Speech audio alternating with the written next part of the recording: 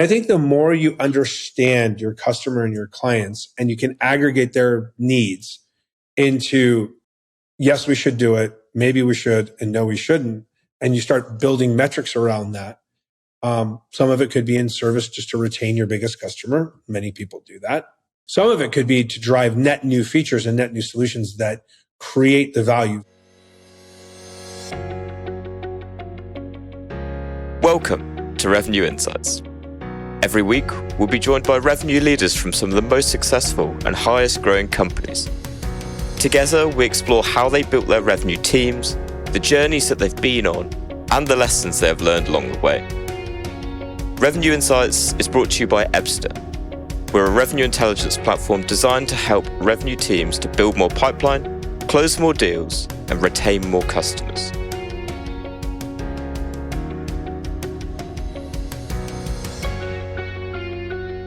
Hello, you are listening to Revenue Insights today.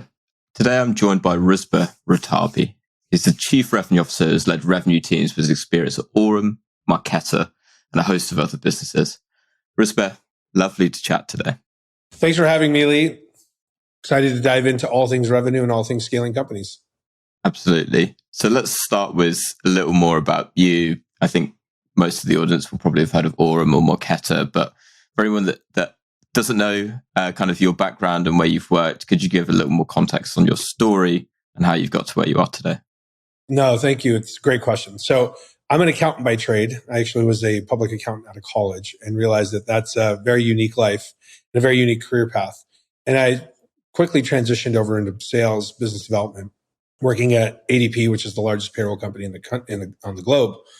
And from there, I was introduced to payments because ADP came out with a payroll card that was trying to help folks that are underbanked or didn't have the same socioeconomic background as traditional corporate earners.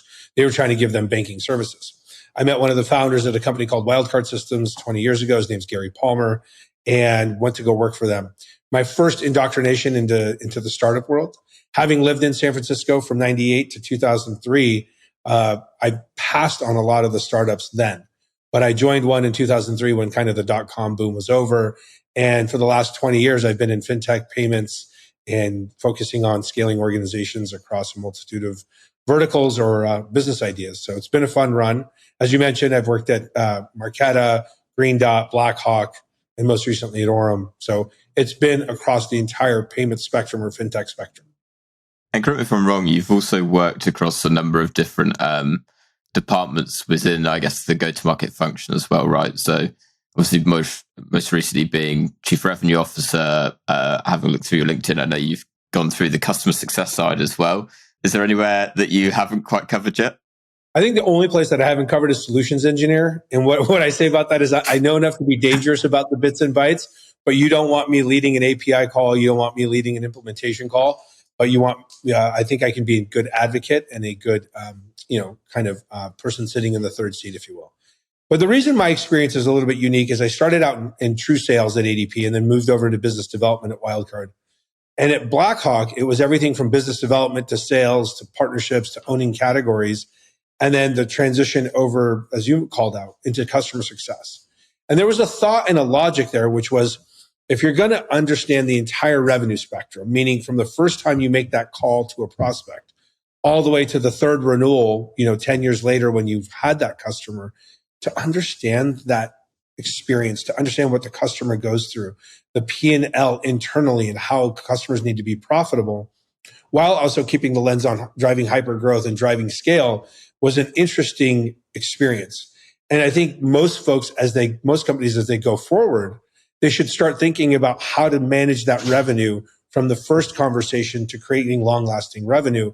And by bringing folks in that have a broader spectrum or broader parabola, if you will, they will help build the right relationship between internal stakeholders and most importantly with the customers.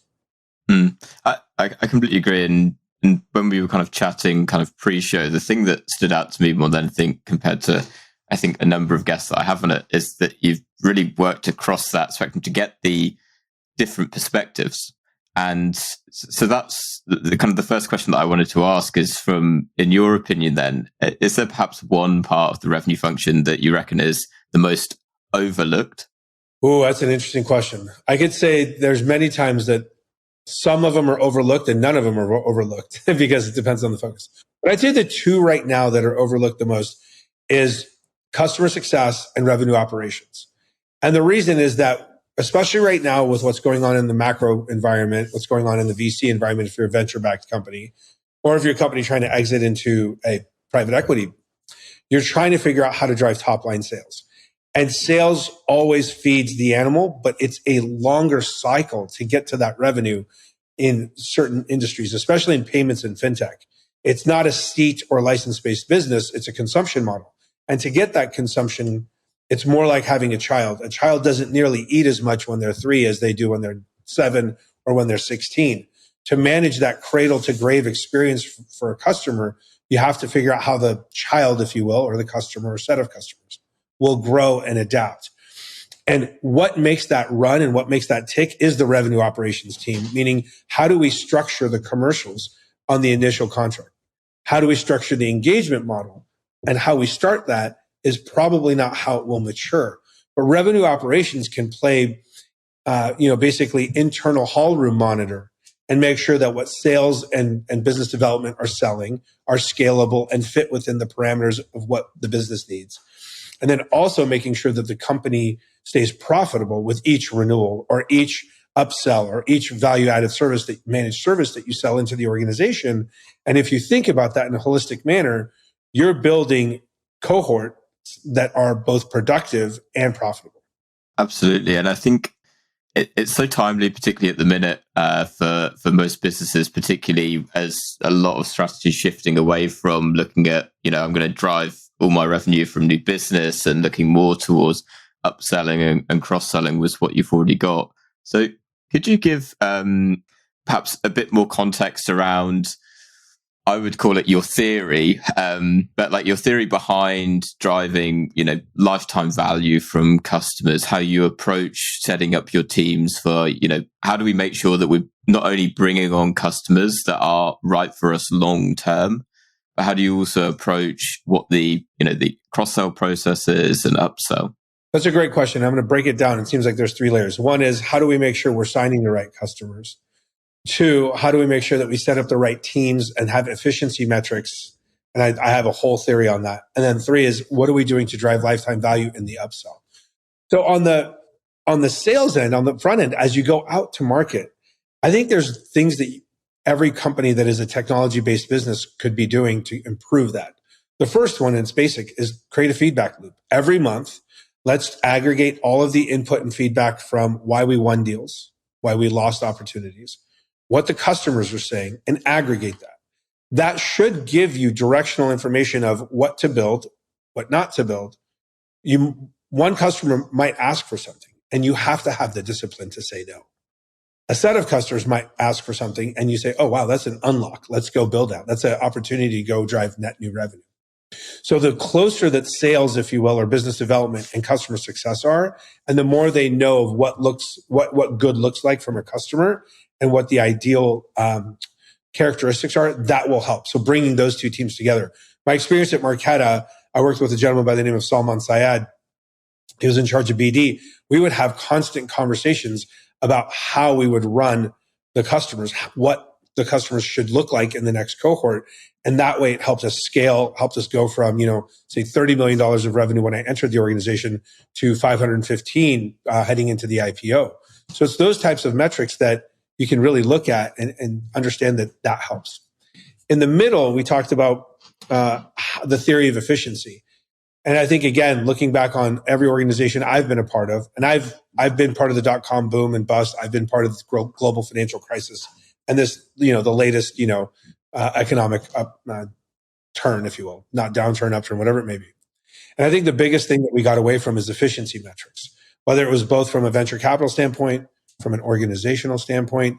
We weren't looking at what's the revenue per employee, what's the contribution per customer, and it was growth at all costs. There's many, many publications or articles or blogs that talk about that. But I think we'll get back to the norm, which is grow with the right customers, with the right margins, at the right internal organizational metrics of hiring, tools, applications, all the costs that go with it. And then and that dovetails into upsell.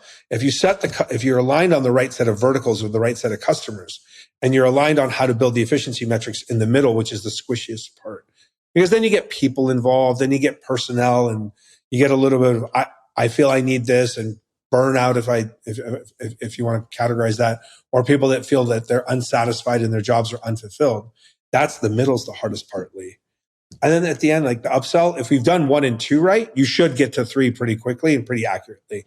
And the upsell is now going to come around what products you should build, what solutions should you add on, what things should you walk away from. And I'll share a story. Walking away from something is important. When I was at Marqeta, we had about, call it 30 customers. They were not productive. They were causing too many Zendesk tickets. They were causing too many product requirement changes, too many open issues with compliance.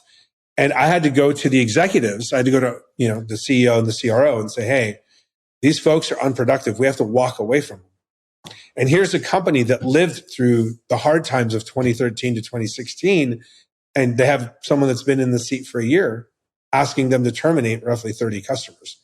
We got around on the idea and everyone saw the through line and we executed on that. But again, it's saying no to say yes to the right things. It really does love that point around actually saying no to some customers. I think so often it can be, we've got to retain as much as we possibly can. But often, I think to your point of like revenue per employee that you've got, when you've got customers that might be, I don't know, they've got a handful of people, but they're taking all of the time of your support team, then it creates so many issues. And I think it's almost quite a fairly, certainly logical, but also quite brave decision to actually let those customers go. What I'd like to kind of dig into a bit more, you touched on efficiency metrics, and I really love the point of moving away from this kind of growth at all costs approach and more towards how do we become more efficient. So to you, what would you say are the top efficiency metrics that you track and why are they so important? Yeah, I think there's different metrics and KPIs for every organization, whether it's SaaS, fintech, payments, OEM, hardware, software, whatever it may be. I think the best thing that we can do at a startup, at an earlier or mid-stage startup, is align on the KPIs every year. And every year your KPIs will change until you become a publicly traded company. And as we all know, they stamp out their 5 or 6 key metrics and all the analysts and everyone else hooks onto them. But until you get to that point, I think you should all at the executive level create the 4 to 6 right metrics that you're going to track, whether that's in the SaaS business, seat licenses, number of users, activity per user, login per user. On the payment side, it might be number of cardholders, number of businesses, number of cards in market, but you have to align around that. And that's the first thing. The second is then those are your core metrics of what to accomplish as a company. Then it's a matter of backing into those. And if you say, hey, we want to build $10 million in net new revenue, then it's a matter of doing the math. What's your average contract value on an annual basis? What is the capacity of each salesperson? Salespeople are much like engineers. Engineers have a finite amount of capacity to code, to review code, to deploy code, to set up infra, whatever it may be. Same thing with a salesperson. Same thing with a customer success person. There are capacity limits for those human beings, and it varies by type of business. But understanding those, that saying, okay, if it's 10 million, let's do a bottoms-up approach. If we have 5 salespeople, are we truly being honest with ourselves if we say there's $2 million that need to come from each person and the average contract value is $100,000? So can each person close 20 deals a year? And from there, when you do the bottoms up, you'll truly get to the right metrics. Then the efficiency should be into the burn ratio. If you're paying someone X and they bring in Y, or they produce Y, or they create Y as an engineer, then you're analyzing that properly. So if the code I deploy brings in contributes to $800,000 in revenue, and I'll make it easy, I'm making $100,000 a year, although I know engineers make much more than that. You have an 8-to-1 ratio. You can start standardizing that. In sales, typically, it's a salesperson and account executive should make 4x of what, so they should bring in 4x of what their OTE is. On the customer success side, it's capacity planning. How much ARR should you be managing to make the amount of money that you do? So to wrap it up, organizational metrics, and then capacity metrics in a bottoms-up manner to really drive through to the end result. Does that resonate? Does that make? Yeah, that makes total sense. And actually, there was one thing that you said there that I'm going to ask, even though I think it might be a bit of a stupid question. But you mentioned there, like measuring the impact of your engineers in terms of what they're developing. How easy or how viable is that to be able to go, for that piece of code or that product feature that you release, this was the net impact on the business? Is that something that you've been able to measure in the past and actually report on? I think maybe not measure directly, but I think if you were to ask, if you're creating that feedback loop that we talked about a few minutes ago, and product and engineering and marketing should be part of that conversation. And when everyone makes a decision to create a net new solution or a new feature, there's an obligation of the revenue team to go assess what is the total sellable addressable market, the SAM, for that feature, either into the net new customers or into the current customers, and say, okay, if the engineering team works on this project and it unlocks a potential of $10 million in revenue next year, you may not be able to break it down into, it might be a giant chocolate chip cookie rather than breaking down all the chocolate chips within that cookie to the engineers. But that chocolate chip cookie could be sold for a certain amount of money, and that's how you would aggregate it. And that's, I think, capacity planning and creating a very tight alignment between product and engineering, along with revenue and marketing, is extremely important to scale an organization. Yeah, that makes total sense. I'm going to ask something that I feel like you can take in a number of different ways, so I'll leave it fairly open. But we've touched a lot on kind of lifetime value and driving more efficiency. From that lifetime value perspective, what would be one thing that revenue teams could do or revenue leaders could do today to really start to improve their lifetime value return? And I speak about that from the context of, other revenue leaders that you speak to. Where are the shortcomings that are happening at the minute that you're observing that often, you find that you're actioning on? Yeah, I'm going to let you know a little secret. I know that the bonus question at the end is your favorite book, but I'll talk about one of my top 3 favorite books, even though it's not my favorite, which is The Trusted Advisor. Trusted Advisor is a great book that talks about how to get closer to your clients or your customers. And I think the more you understand your customer and your clients, and you can aggregate their needs into, yes, we should do it, maybe we should, and no, we shouldn't, and you start building metrics around that. Some of it could be in service just to retain your biggest customer. Many people do that. Some of it could be to drive net new features and net new solutions that create the value. So if we go into global expansion, at Marqeta, we were in 3 countries. We went and created a business case to say, hey, what would it look like if we took Klarna across Europe or APAC? Or what would it look like if we took DoorDash or Instacart down into Australia? And we went and did the math. Some of it made sense in the spirit of retention. We didn't want to lose Instacart, who was a top 10 customer, and we wanted to retain them. We wanted to help Klarna expand because we believe that buy now, pay later, and I'm still bullish on it, is a net new solution that people will move to away from traditional credit. So by bringing those 2 things to life and getting in the hip pocket of our customer and asking what their strategic initiatives are, you can expand upon that. Now, how that plays into RevOps is that RevOps is the guidepost that will always keep you in line of, okay, what are the economics in those different regions? What is the pricing strategy across APAC? What is the pricing model in Europe that would be acceptable? Who are our competitors, and how are we going to differentiate there? You have your global players, Stripe, Adyen, and so forth, but we really had to think about how to expand that.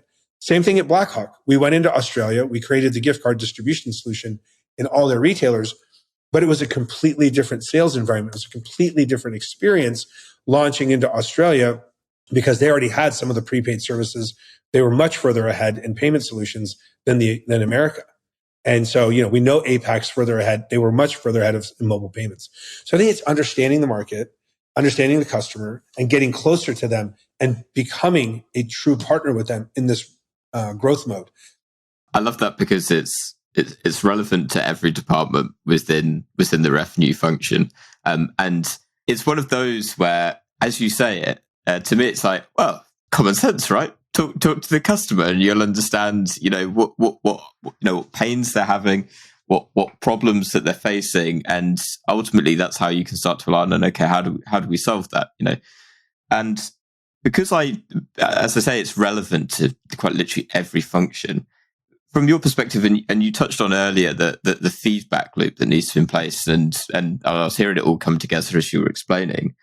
Who is responsible for speaking to the customer? And now, obviously, customer success will speak to the customer, right? But I would love to know a bit more about what that feedback loop looks like in your head. Is it one single person that's talking to the customer? Is everyone talking to the customer? How long before the customer is like, oh my God, please leave me alone. This is too much.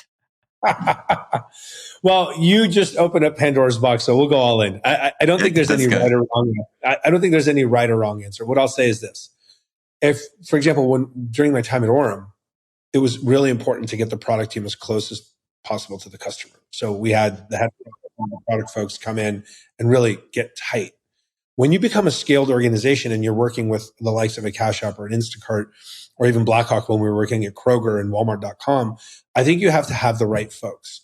So what I'd say is when it's a small team of, say, sub 45, 50 people in a startup, you probably want a couple people from your product team buddying up with your CS folks, and they just shadow the calls. They just listen and understand and build a relationship with the customer. Because one thing you don't want to happen is that the customer talks to the product people and puts them on the spot to say yes.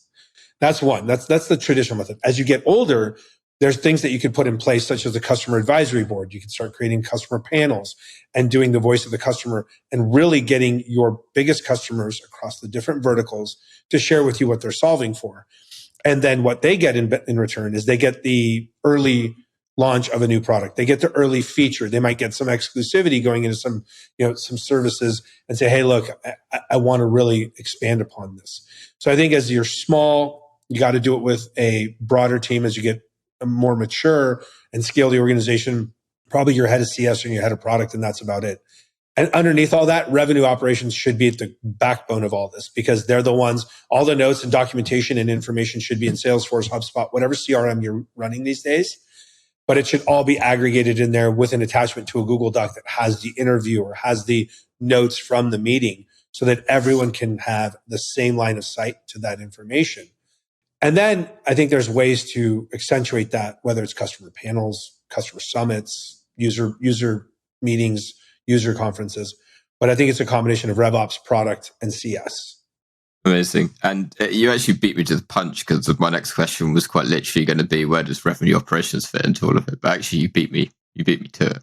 Yeah, I'm a huge fan of revenue operations, and they're the Swiss Army knife, if you will, of revenue. They have the lens of, and they're not tied to a bookings or sales number. They're not tied to a implementation counter or time to value TTV metric. They're not tied to a CS revenue metric. They're responsible for all of it.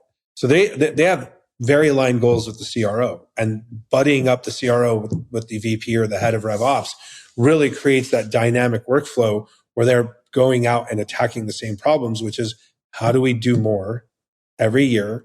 How do we build efficiently? And how are we great liaisons and partners across the organization? And more important, is everyone getting religion around the tools and applications that we're using?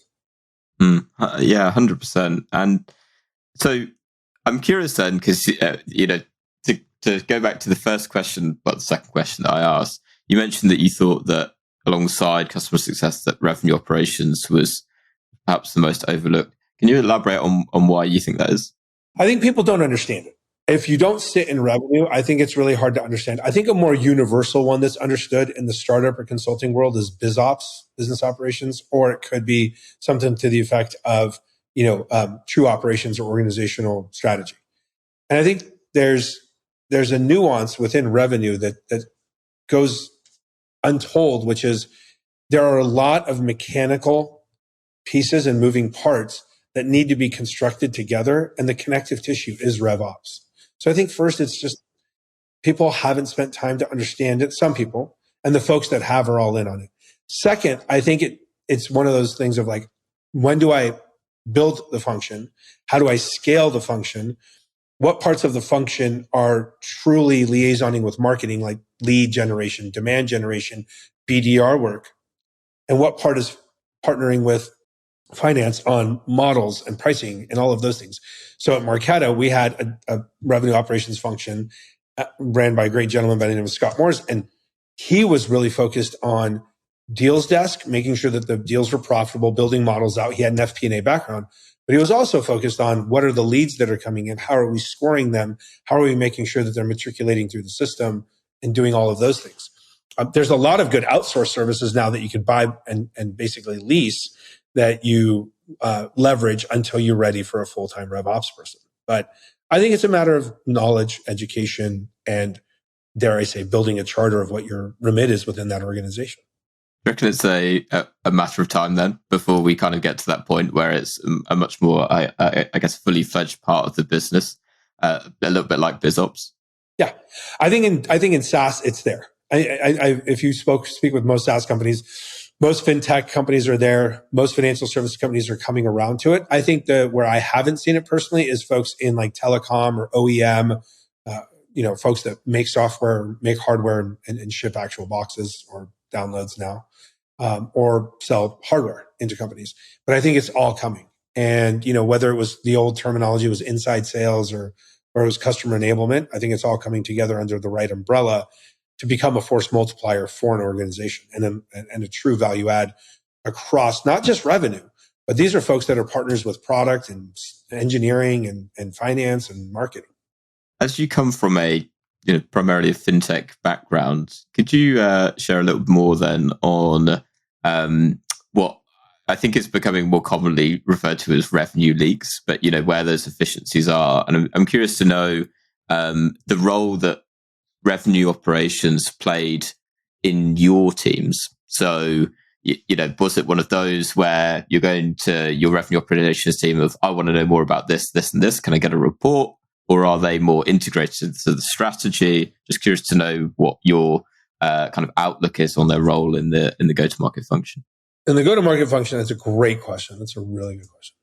I think across all three organizations that I'll name, Orum, Marqeta, and Genesis, when you're trying to figure out either your hyper growth moment like Marqeta was of how do we 10x the business, or a company like Genesis, which was in the loan origination business, or even Orum, which is in the money movement, it's a matter of three things. One is three vectors or elevations. One is being an advocate and being naturally curious about building out a go-to-market execution plan by understanding verticals, understanding who the players are in those verticals, what the competitive advantages of the company you work for versus the market. Are there incumbents? And then really distilling that down and saying, if we went and won this vertical, does that align with our margin? Does that align with our end goals of how we're building our finances? That's at the first elevation. The second is, how are we building the team out and scaling? So they should be the person that's almost like the analogous to FP&A that's building customer or sales forecasts. They should be the ones building human forecasts of saying, if we have 10 salespeople, this is what we can expect them to close per quarter. Hence, this is what our goal should be for the year. Excuse me. And if they build that across the organization for sales, partnerships, and customer success, they're assisting not only the CRO, but also the executive team to have a clear understanding of what the capacity is. And third is making sure that all the trains run on time, the reports are out, running the pipeline report, making sure that everyone's aware of what opportunities are coming down the pipe, what opportunities are straight in the middle of the fairway where they can be implemented no matter what requires a little bit of a custom build. And they should be the ones raising the red or yellow flag and saying, hey, we have a really unique opportunity.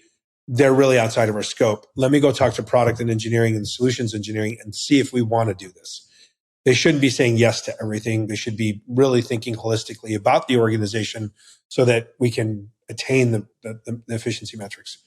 And I think both at Orum and at Marqeta, we did that through a very, very distinct pattern of cycles of planning, execution, and day-to-day operations. I want to take us and look at slightly the bigger picture just as we kind of come to a close. From the past 12 months, and the past 12 months alone, what have been perhaps the three, and I kind of thought of it as factors or tactics that have had the biggest impact on your revenue growth?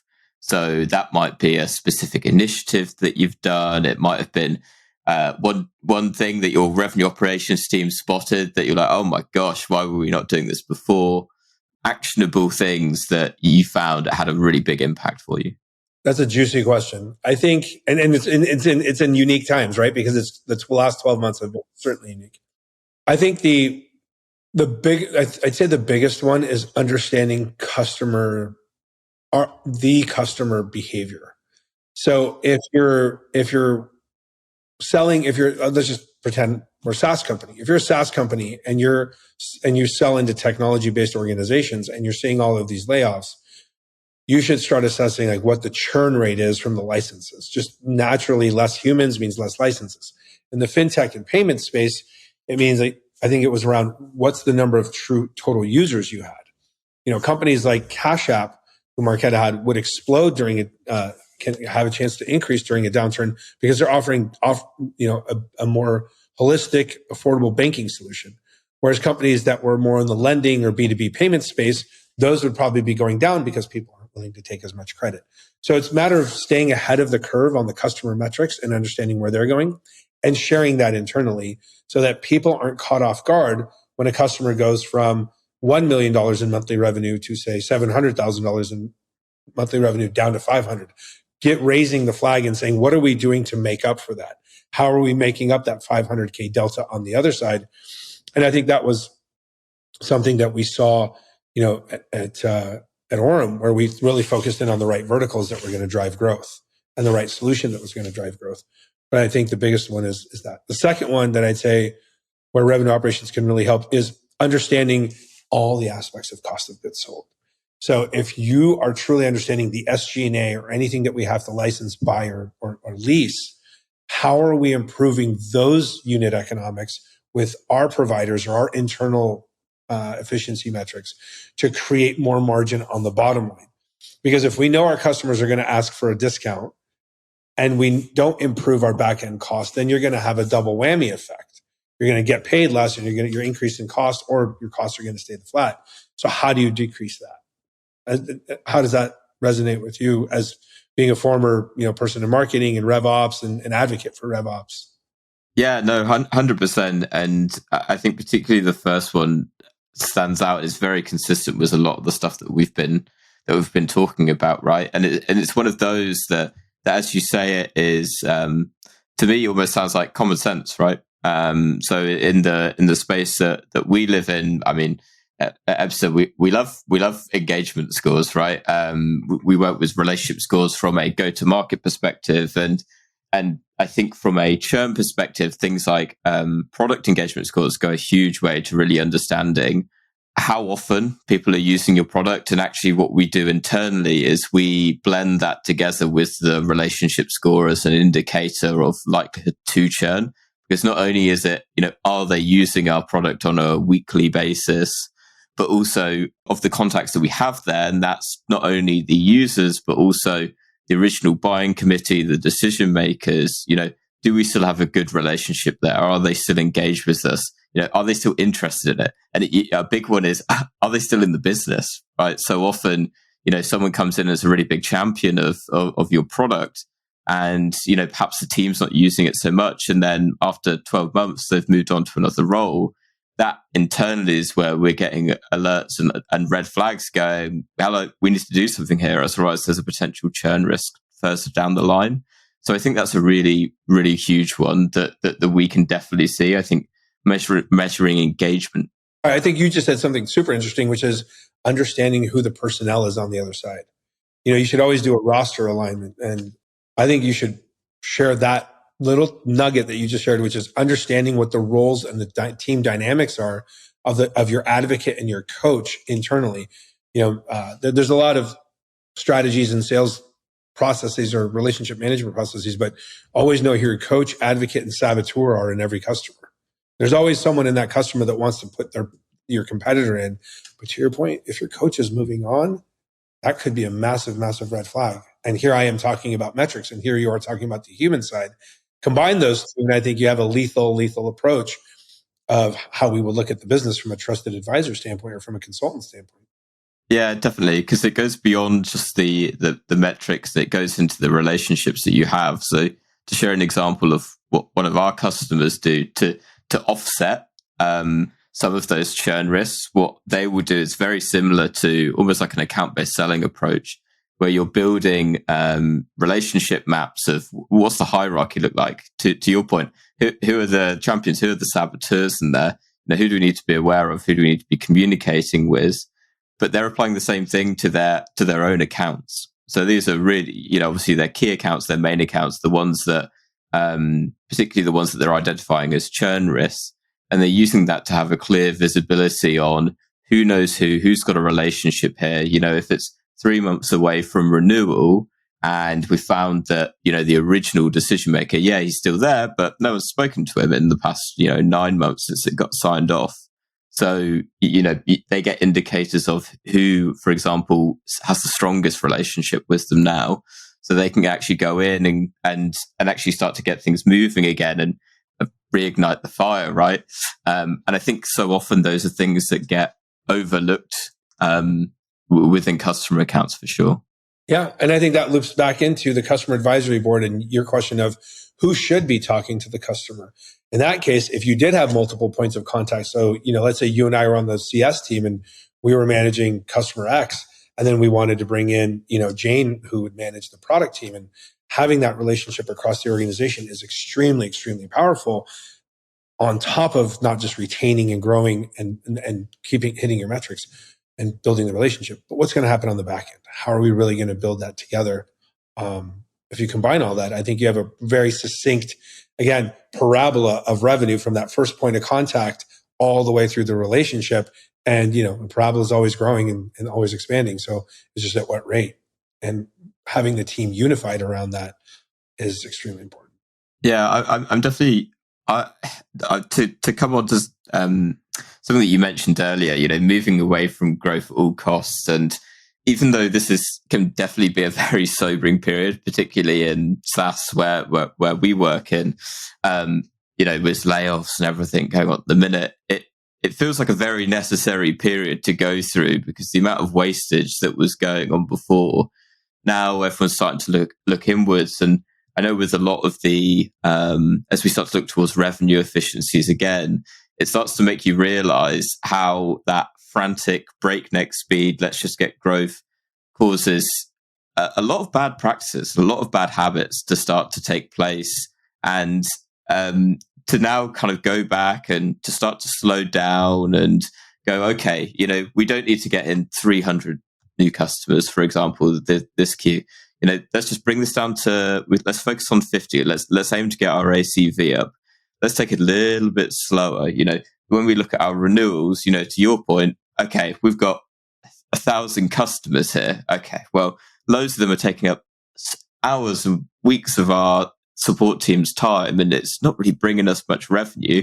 But we've got we've got 10 customers over here where there's a great opportunity where, they've got more regional teams that we could potentially go into, but we're doing nothing because we're bogged down by these other issues. And I think it's one of those where I think through times like this, it can give you the clarity of perspective to then look at it and go, okay, take a deep breath. We can do things better. And I wonder, do you reckon we'll go through the cycle of clearing house now and become more efficient, and then in 3 years' time be like, okay, go again? Well, it's funny you say that, because I think, first and foremost, I applaud what you're saying. And I think that there's a lot of merit into understanding the value of customers. I think I have a lot of friends in VC. I have a lot of close, networks connected in there, having worked for venture-backed companies, fortunately. And I think the one thing that they're analyzing it differently is it's not total customer count that gets you to your next metric. It doesn't prove the health or sustainability of your business. It's the productivity per each customer. It's what's in that customer cohort of 2022, of 2023. Who are going to be your winners? Who are going to be your steady eddies? And who's going to be the ones that kind of fall off? And you want the ones that fall off that are maybe just paying a SaaS fee or have 2 or 3 licenses up and running. Those don't really get you to where you want to be. So I think that's the absolute right way to look at it. Building the right business will be about sustainable growth. And having been during the dot-com boom and bust and the global financial crisis and now this, we're going to repeat it. It's just going to be different. In 2001, it was very much the e-com world coming into the digital world, and that's what created the dot-com boom, whether it was Webvan, who was a grocer online, or Fog Dog, which was a sporting goods online, or Pets.com, the retailers just couldn't catch up. In 2008, we had the banking industry getting a little lax with their underwriting. In 2022, you had the VC world and the interest rates, working together, where the VCs were really excited about the opportunities of these companies growing, and the capital was frothy. And I think that's going to change. So I think we'll go through another 8-10 year cycle, and there's always a snake in the grass. You just don't know what it is, and you don't know when it's going to bite you, but it's going to happen. It's a matter of how we react. It's a matter of what we learn and don't repeat. So right now, the good news is we're not seeing upside down mortgage companies. We're not seeing upside down lenders. Wells Fargo is the largest lender in the US for mortgages. You're not seeing them because they were extremely diligent about their underwriting. And I think right now, companies that are in the seed or Series A stage, that are at 20, 25, 30 employees, that are working on something unique, they're going to be the ones that in 10 years will be much like the companies that we know as household names now, that were founded 10, 12 years ago. DoorDash, Square, Instacart, all these companies that were founded during the global financial crisis of 2008 to 2014. You'll see ones that were created from 22 to 24 that will build a durable business at the right pace. And you said the right word, the breakneck pace. I think it's slow down to speed up right now is the methodology I've heard everywhere. Yeah, definitely. And I'd imagine, and I say that because I haven't had the benefit of living through that before, but I'd imagine that's because you're building at a time when it is more about efficiency rather than that breakneck speed. And so actually you're building a far more solid foundation, a far more sustainable foundation to build on, because so often, a lot of businesses tend to build it on like that house of cards of, well, we're just going to go as fast as possible. And particularly during times like this, it can all come crashing down. Yeah. So I don't know what the next one is, but we will go through something else, some sort of other economic setback, some sort of, we all hope that there's never a black swan event like COVID again. It took too many, that was too impactful on human life and also people. But I think it's one of those things that we should all be on the lookout for, of how to improve going forward. Yeah, well, I think how to improve is a mantra for all times, but no, I completely agree. Final question. You alluded to it earlier, the bonus question at the end. So I'm now going to ban you from saying trusted advisor again. So you're going to have to pick another one. What is one book you'd recommend? I think if you work and it's probably a little bit more, it resonates more with people in tech. It resonates more with people in venture capital or that type private equity backed companies. But the Hard Thing About Hard Things by Ben Horowitz. I mean, it talks about so many things. It's written from the CEO lens, but it talks about so many things of how to make decisions, how to live with the decisions, how to think, dynamically, how to collaborate, but most importantly, how to build the right team and how to scale an organization.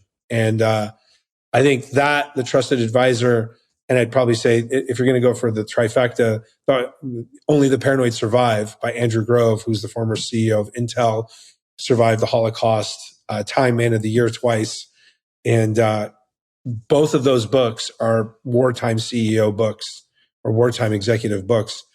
And I think I would say, I don't mean war in a negative way with what's going on across the globe, but it's in a challenging time. And I think more people would be attuned to that now than say we might have been 4 or 5 years ago or 3 years ago. Beautiful. I'll make sure that we include a few links down to those to have a read afterwards. Particularly interested myself to have a read. Rouzbeh, it has been an absolute delight to have you on. Great to chat. Thank you so much for coming on, and to everyone that's listened to this episode, we'll catch you next week. Thank you, Lee. Have a great day, and thank you for having me on. Been a pleasure. Thanks for listening to Revenue Insights. If you want to learn more, subscribe to our newsletter and we'll deliver every episode straight to your inbox. If you have any questions, feel free to connect with us on LinkedIn. Our links will be in the episode notes. See you next week.